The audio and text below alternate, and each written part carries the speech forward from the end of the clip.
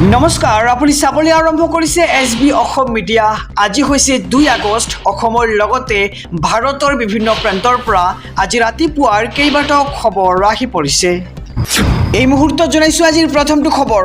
মুখ্যমন্ত্ৰীয়ে যদি ৰাজ্যৰ নিৰাপত্তাৰ ব্যৱস্থা কৰিব নোৱাৰে তেন্তে কৈ দিয়ক ৰাইজে নিজৰ ব্যৱস্থা নিজেই ল'ব। এই মন্তব্য আমছুৰ সভাপতি ৰেজাউল কৰিম চৰকাৰৰ। এই মুহূৰ্তৰ খবৰসমূহ দৰ্শকৰ বাবে সুৰক্ষাৰ লাইচেন্সৰ পৰ্টেল মুকলিৰ দিনাই আমছুৰ বৃহৎ সিদ্ধান্ত। চৰকাৰে লাইচেন্স প্ৰদান কৰি যি পৰিৱেশৰ সৃষ্টি কৰিব বিচাৰিছে এয়া বৃহত্তৰ অসমীয়া জাতিটোৰ বাবে বিপদজনক বুলি মন্তব্য কৰা হৈছে।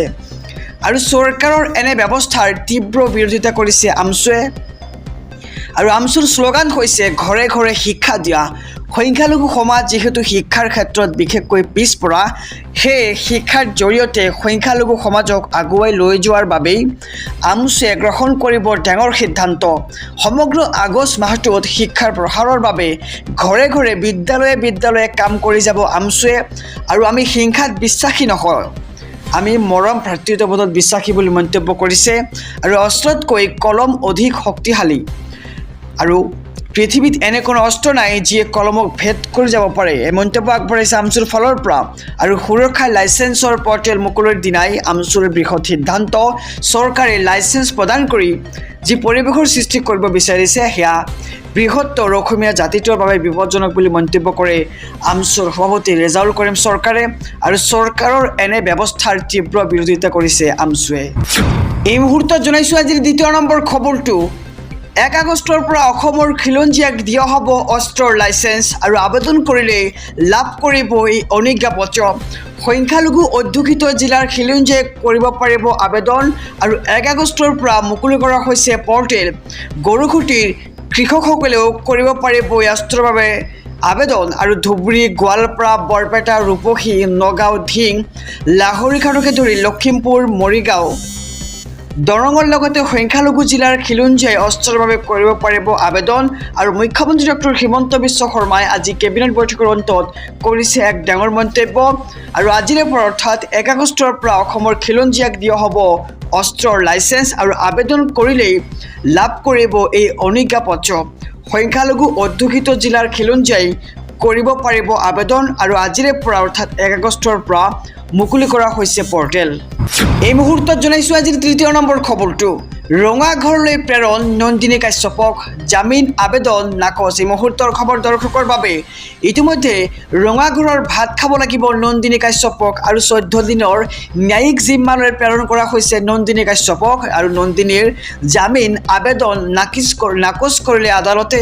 আৰু আজি আৰক্ষীয়ে 5 দিনৰ জিম্মাত বিচাৰিছিল নন্দিনী কাশ্যপক। আৰু অৱশেষত আদালতে ন্যায়িক জিম্মালৈ প্ৰেৰণ কৰিলে নন্দিনী কাশ্যপক। আৰু নন্দিনীৰ জামিন বিচাৰি উচ্চ ন্যায়ালয়ৰ দ্বাৰস্থ হ'ব নন্দিনীৰ অধিবক্তা। আৰু 14 দিনৰ ন্যায়িক জিম্মালৈ প্ৰেৰণ কৰা হৈছে নন্দিনী কাশ্যপক। আৰু ৰঙাঘৰৰ ভাত খাব লাগিব এতিয়া নন্দিনী কাশ্যপে। 14 দিনৰ ন্যায়িক জিম্মালৈ প্ৰেৰণ কৰা হৈছে নন্দিনীক। আৰু নন্দিনীৰ জামিন আবেদন নাকচ কৰিলে আদালতে। আহিছোঁ পৰৱৰ্তী খবৰৰ মাজলৈ। ৰন্ধন গেছৰ বাবে চৰকাৰে দিব আপোনাক 250 টকা। গেছ চিলিণ্ডাৰ কিনিলেই একাউণ্টত সোমাই পৰিব ৰাজসাহাৰ্য। অৰুণোদয় আঁচনিৰ পৰিয়াললৈ মুখ্যমন্ত্ৰীৰ বৃহৎ ঘোষণা।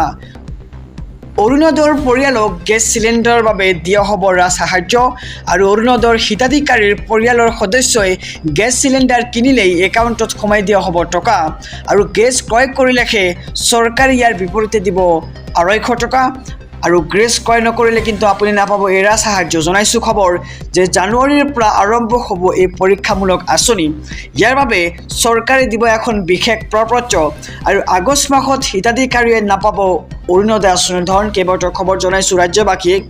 যেবাৰ ডাঙৰ খবৰ আহি পৰিছে, আগষ্ট মাহত হিতাধিকাৰীয়ে নাপাব অৰুণোদয়ৰ 1250 টকা। ইয়াৰ পৰিৱৰ্তে ছেপ্টেম্বৰ মাহৰ 17 তাৰিখে লাভ কৰিব অৰুণোদয় আঁচনি। আৰু আৰম্ভ হ'ব অৰুণোদয় 3.0। 40 লাখ পৰিয়ালক সাঙুৰি ল'ব এই আঁচনিয়ে। আৰু নৱনিৰ্বাচিত পঞ্চায়ত প্ৰতিনিধি যাব অৰুণোদয় হিতাধিকাৰীৰ ঘৰলৈ। আৰু এখন বিশেষ প্ৰপত্ৰৰ লগতে 40 লাখ পৰিয়ালক দিয়া হ'ব এখন কিতাপ। আহিছোঁ আন এক খবৰৰ মাজলৈ। মহানগৰীত চলিবলগীয়া উচ্ছেদত স্থগিতাদেশ।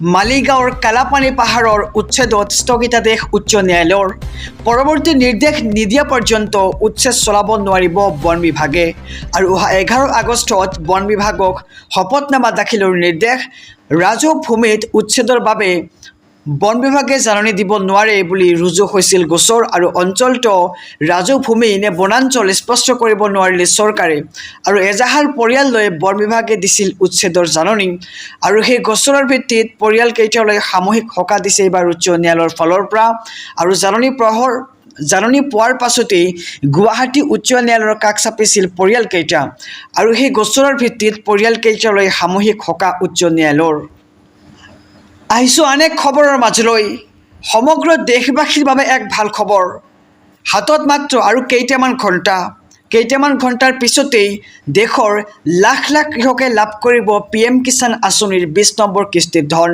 আৰু মাত্ৰ কেইটামান ঘণ্টা কাইলৈ অৰ্থাৎ আজি 11 বজাৰ লগে লগেই কোটি কোটি কৃষকৰ একাউণ্টত সোমাই পৰিব PM কিষাণৰ ধন আৰু মাত্ৰ কেইটামান ঘণ্টাৰ অপেক্ষা মাথো আজি 11 বজাৰ লগে লগেই কোটি কোটি কৃষকৰ একাউণ্টত সোমাব PM কিষাণৰ 20 নম্বৰ কিস্তিৰ ধন PM কিষাণৰ প্ৰত্যেকজন হিতাধিকাৰীয়ে পাব 20 নম্বৰ কিস্তিৰ ধন আৰু 12 নখিৰ পৰা DBT যোগে প্ৰধানমন্ত্ৰী নৰেন্দ্ৰ মোদীয়ে বুটাম টিভি বিতৰণ কৰিব এই ধন আৰু এক্টিভ কৰি ৰাখক আপোনাৰ একাউণ্ট যদি এতিয়ালৈকে KYC কৰা নাই তেন্তে শীঘ্ৰে বেংকত গৈ কৰি লওক KYCৰ কাম আৰু চৰকাৰে ধন বিতৰণৰ বাবে সাজু কৰিছে সম্পূৰ্ণ তালিকা আৰু মাত্ৰ কেইটামান ঘণ্টাৰ অপেক্ষা কেইটামান ঘণ্টাৰ পিছতেই দেশৰ লাখ লাখ কৃষকে লাভ কৰিব PM কিষাণৰ 20 নম্বৰ কিস্তিৰ ধন আৰু আজি 11 বজাৰ লগে লগেই কোটি কোটি কৃষকৰ একাউণ্টত সোমাই পৰিব PM কিষাণ আঁচনিৰ ধন আহিছোঁ অন্য এক খবৰৰ মাজলৈ অসমৰ মাটিত USTM থকা হ'লে মই ইমান দিনে শেষ কৰি দিলোহেঁতেন